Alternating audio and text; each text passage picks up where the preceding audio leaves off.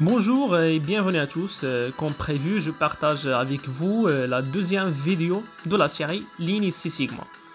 Pour ceux qui n'ont pas encore vu la première vidéo sur l'introduction au Lean Six Sigma, je vous recommande d'aller le voir avant de commencer cette vidéo pour suivre le cours correctement. Veuillez trouver le lien en dessous de cette vidéo. On va commencer par la première étape des MIC. D, c'est définir la problématique. Let's start. Pour bien compléter cette étape, on doit faire une charte de projet global pour définir pas uniquement la problématique, mais plutôt le projet complet, en commençant par définir le périmètre de projet. Premièrement, on va définir le nom de projet. On doit donner un nom simple pour notre projet. Exemple, réduire le coût de scrap, réduire le taux de panne machine, augmenter l'efficience de production, etc. Deuxièmement, process secteur. On doit bien définir le process concerné par ce projet et quelle ligne de production, et même s'il s'agit d'une machine ou zone bien spécifique, on doit le définir. Par exemple, il y a des entreprises où on a plusieurs lignes de production, plusieurs secteurs d'activité et plusieurs process. Dans ce cas, on doit définir exactement le process et la zone concernée par cette étude. On peut aussi appliquer un outil qui est utile, qui s'appelle SEPOC. C'est l'acronyme de Supplier, I c'est Input, Process, O c'est Output, et Customer. Pour le faire, c'est simple. On doit tracer le tableau suivant en définissant les fournisseurs. En fait, le fournisseur, c'est pas forcément notre fournisseur qui nous livre la matière première. Par contre, le fournisseur, c'est le process ou la machine qui livre au process qu'on veut étudier dans ce projet. Deuxièmement, Input.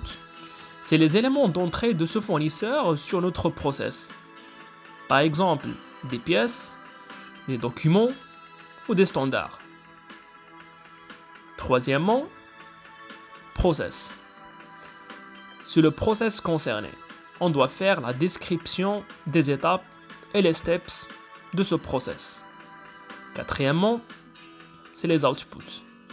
C'est les éléments de sortie. Pièces, standards, rapport de contrôle ou des non-conformités par exemple. Et finalement, client. C'est le client de notre process.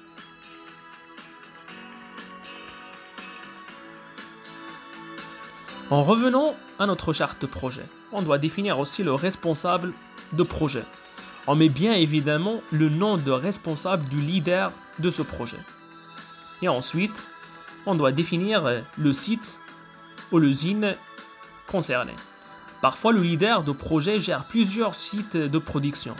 C'est mieux de définir le site ou l'usine exacte de production liée à ce projet. Ensuite, on doit définir l'équipe de projet. Sur le Lean Six Sigma, pas uniquement une personne qui travaille sur le projet. Bien sûr qu'on a un pilote projet, mais derrière, il y a toute une équipe qui supporte pour la réussite de ce projet. Et c'est pourquoi on doit définir l'équipe en mettant, par exemple, le rôle de cette personne, le secteur ou le département, le nom et le prénom de chaque personne de l'équipe. Et ensuite, on fait la description de la problématique du point de vue client, si c'est applicable, et du point de vue entreprise. La description de la problématique ne concerne pas le nom de projet. Par exemple, si on prend le cas de réduire le taux de scrap, ici, on doit donner plus de détails sur la problématique qu'on a eue. Exemple, on peut dire qu'on a un moyen journalier de X% de scrap qui impacte directement le take time, du coup, l'entreprise ne peut pas répondre aux besoins clients. Par la suite, on doit définir les risques globaux qu'on a sur ce projet. On peut tracer la matrice suivante. en mettant les probabilités et les impacts. Et sur les probabilités, on peut mettre deux types, les probabilités élevées et faibles. Et on fait la même chose sur les impacts. Donc, si notre projet présente une probabilité de risque faible avec un risque d'impact qui est faible, donc le risque global de ce projet est quasiment négligeable et on peut commencer. Par contre, si la probabilité de risque est élevée et l'impact est faible, on peut le classer comme un risque mineur. Ensuite, si la probabilité de risque est faible et l'impact est élevé, dans ce cas, le risque est majeur. Et finalement, si les deux ont un risque élevé, dans ce cas, le risque global de ce projet est classé comme critique.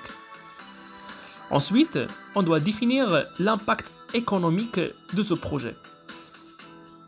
Quel est le budget qu'on doit mettre en place? Bien sûr, si on veut s'améliorer, on doit investir sur des outils, des formations, des équipements ou bien des logiciels.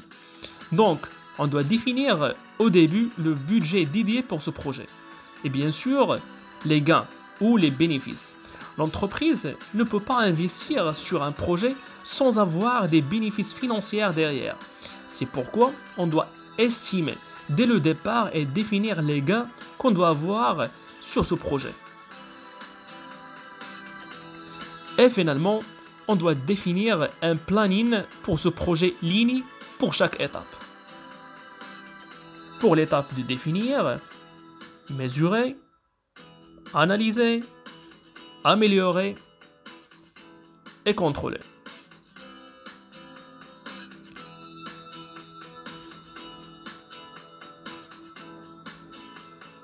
Pour chaque étape, on doit définir les dates prévisionnelles,